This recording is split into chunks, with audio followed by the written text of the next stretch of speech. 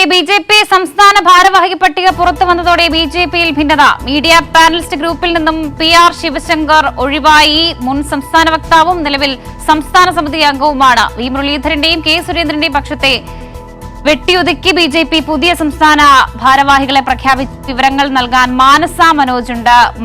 മാനസ, ഒടുവിൽ അത് പ്രതിഷേധം അത് പല രീതിയിൽ വരികയാണ്. ഇപ്പോൾ പുതിയ മീഡിയ പാനലിസ്റ്റ് ഗ്രൂപ്പ്, അതായത് ഈ പുതുതായി തെരഞ്ഞെടുക്കപ്പെട്ട അംഗങ്ങളുടെ ഗ്രൂപ്പ്, അതിൽ നിന്നാണോ ഈ ശിവശങ്കർ ലെഫ്റ്റ് ആയത്? പക്ഷെ ബി.ജെ.പിയുടെ പുതിയ സംസ്ഥാന ഭാരവാഹി പട്ടിക പുറത്ത് വന്നതോടെ പോർ മുറുകുന്നു എന്ന് തന്നെയാണ് ഇതിലൂടെ വ്യക്തമാകുന്നത്. കാരണം വിവിധ പക്ഷത്ത് നിന്ന്, അതായത് കെ. മുരളീധര പക്ഷം, കെ. സുരേന്ദ്രൻ പക്ഷം, വി. മുരളീധര പക്ഷം, കെ. സുരേന്ദ്രൻ പക്ഷം, അതോടൊപ്പം തന്നെ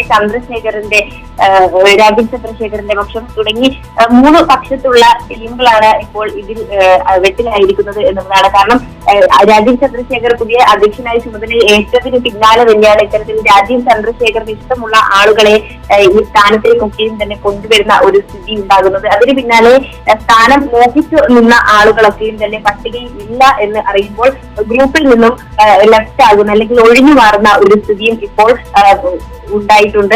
അതാണ് വർഷം സൂചിപ്പിച്ചത്. ബി.ജെ.പി സംസ്ഥാന ഭാരവാഹി പട്ടിക പുറത്തു വന്നതോടെ മീഡിയ പാനലിസ്റ്റ് ഗ്രൂപ്പിൽ നിന്നും പി.ആർ. ശിവശങ്കരനാണ് ഒഴിവായിരിക്കുന്നത്. മുൻ സംസ്ഥാന വക്താവും അതോടൊപ്പം തന്നെ നിലവിൽ സംസ്ഥാന സമിതി അംഗവുമാണ് പി.ആർ. ശിവശങ്കർ എന്നുള്ളത്.